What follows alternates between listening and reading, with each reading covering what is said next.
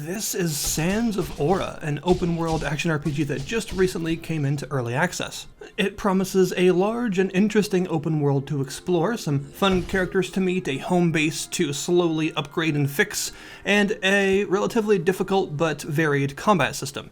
And so far, even though the early access is currently in alpha, so it is very early days, there's actually quite a lot of that available, or at least a sort of skeleton of what will be available to actually take a look at. So here we go. The world they've created here is definitely a really interesting one. It kind of ticks a lot of boxes for me for things that I enjoy. It's kind of, it's really post-apocalyptic in a sense, but in a fantasy version of that instead of like a sci-fi one. Effectively, the world is covered in sand because a tormented, crazed god actually created some sort of cataclysm, and now everything is destroyed. And you are what's called a remnant knight, which is, they're sort of like the last protectors of humanity, and it is your job to sort of keep people sane and try and fix the world. And you're first introduced to the world's problems in a very obvious way: water. Of course, everyone needs water to survive, and since the world is covered in a giant sand sea, water is a little bit more difficult to come by, but it quickly gives way into a lot more than just water, and of course, as you would probably expect, with all these crazed gods and a sort of ancient, tormented pantheon, there's a lot of stuff for you to discover. Now, the game is open world, and it's actually presented in a really neat way because of its sort of relatively unique fantasy setting. The world, as I mentioned, is covered in a giant sea of sand, and you use something called a grain wake, which is basically a sand boat, to travel around this world. And it really has a very Wind Waker-esque feeling to it, because I don't know about you, but one of my favorite parts of Wind Waker was just sailing around and seeing what I could discover, just going to the various uncharted areas of the giant sea and seeing what sort of islands were there and what I could find on them. And this game has a very similar feeling to its exploration, and in fact I would say this game is very much exploration focused. There's a lot of combat in it, so combat is also a focus, but its sort of main draw and its main mechanics really revolve around the exploration of this great sand sea.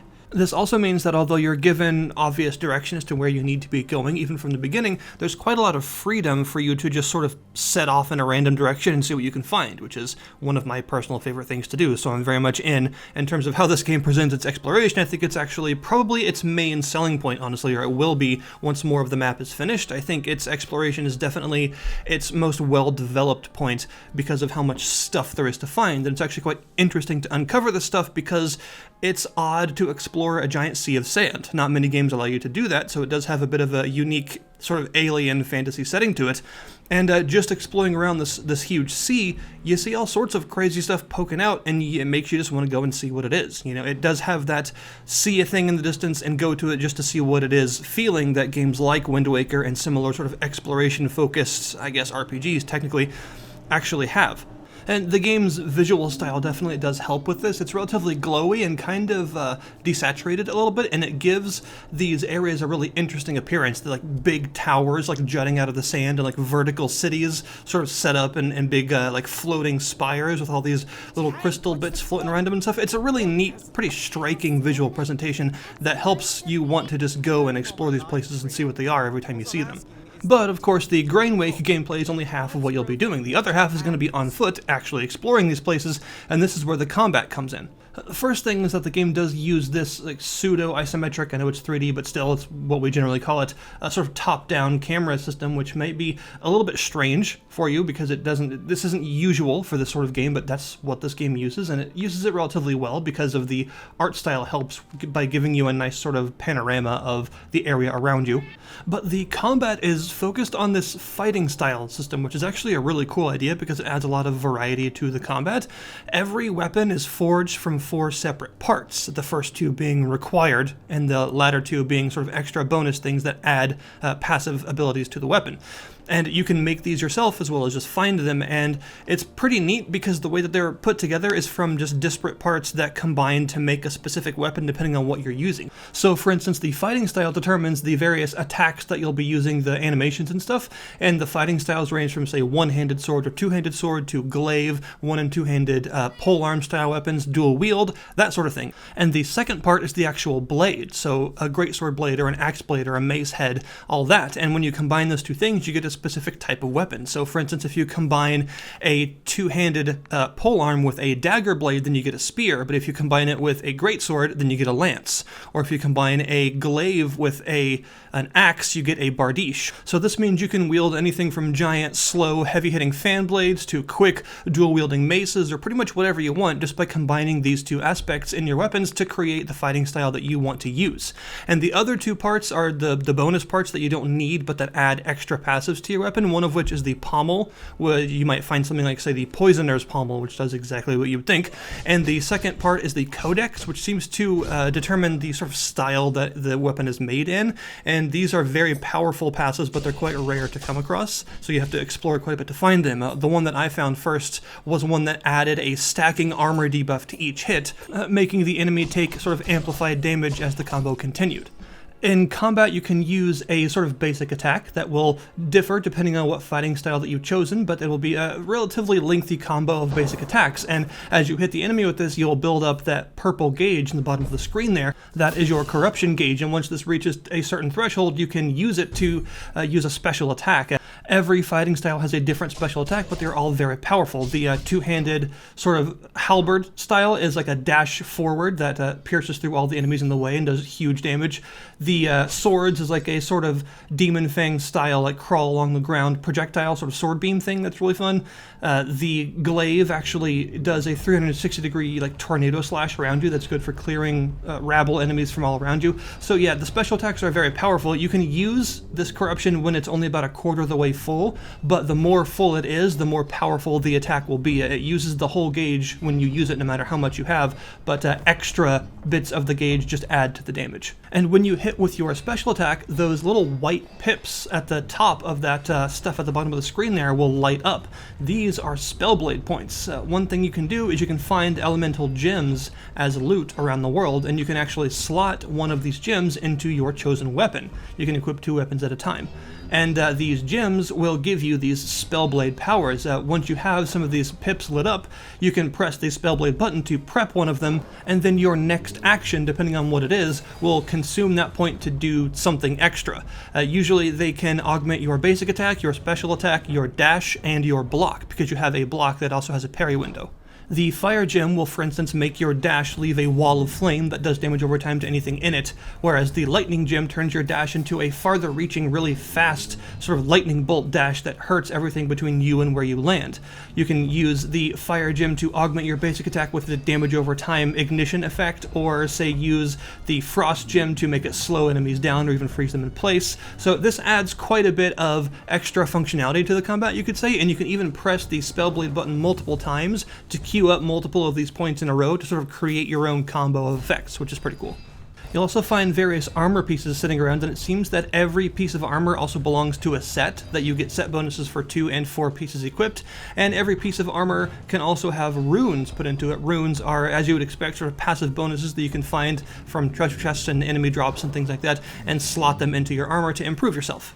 Occasionally you'll be sailing back to the main spire, the Star Spire, the area that you begin, to take care of stuff around there, because that's sort of your hub area. That's where rescued NPCs go back to. That's also where your shop and stuff is. That's where your forge is, so you can go back there to forge new weaponry. You can also upgrade your weapons and your armor, and it works in a very Dark Souls-esque way. It uses the glimmer, which is the money that you get from killing enemies, and you do drop that on the place that you die, by the way, so you have to go back to where you died to get your glimmer back. And it also uses this dust, which is effectively Titanite, in that you need multiples of it ascending as you get +1, +2, +3 weapons and armor, so you'll need more and more of it to upgrade your stuff further, but you do get quite significant upgrades for each tier, so it is a very important thing to gather this dust and some money and go back to the forge every now and then and upgrade your gear to keep yourself competitive with all the more powerful enemies that you're going to be facing as you sail around the world and discover new places. There's also a shop where you can buy some important consumables and other items and even sell stuff, and there's even stuff that you find that's actually meant to be sold for Glimmer that sort of act like the loose souls from Dark Souls. They're specifically used to get you more money right then.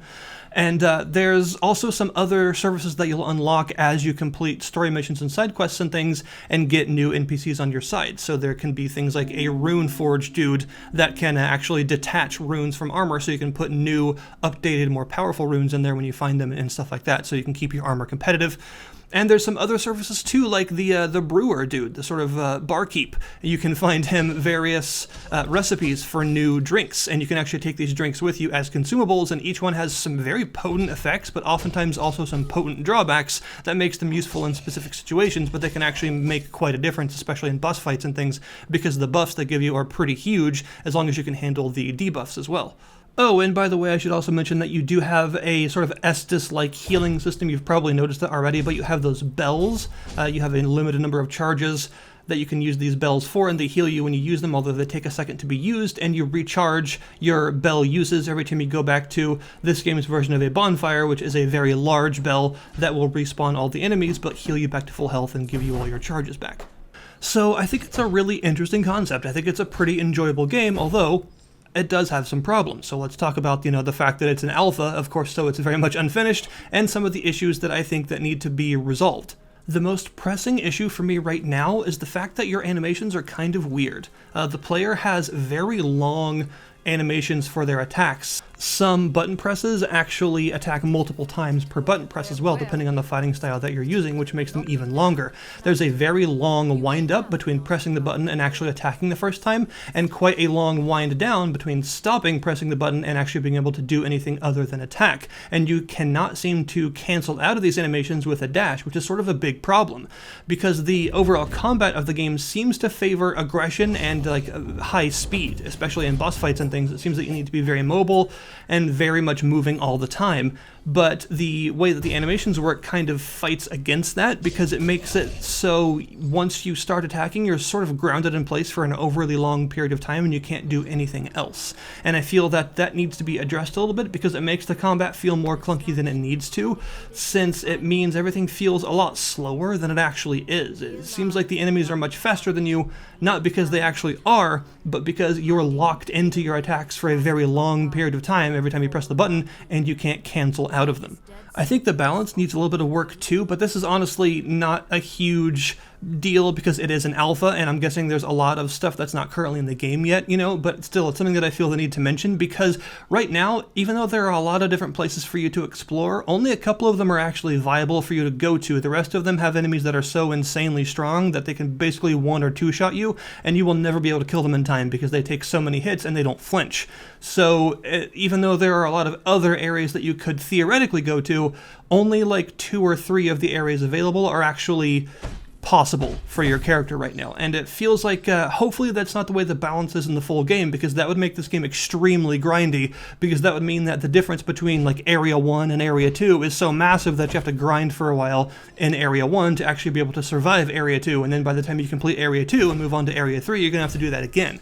I think that right now the balance is such that there's a huge gap. It feels like some of the areas are meant to be tackled at the beginning of the game, and some of the areas are meant to be tackled much later in the game, and there's nothing actually in between right now. So I'm guessing, like I said, that's more of an alpha issue because of the fact that not all the areas are actually in the game yet, but I just want to address that and hope that as far as the balance of the game goes, it doesn't get too grindy by having these areas be so far apart in difficulty that you feel the need to just sit on a previous part of the map and grind for hours in order to be strong enough to survive later, because that's not really my definition of fun, There's also some optimization problems here and there. You'll notice that when you're sailing around the world, things will just pop in all of a sudden, and oftentimes you'll see like low quality LOD textures for a little while when stuff pops in. Like huge towers might pop in like 30 feet in front of you sometimes. It's just a little bit weird, but again, that's very much an alpha problem. Optimization is oftentimes one of the later things done to a game, so I'm not really going to harp on the game too much for not being flawlessly optimized yet.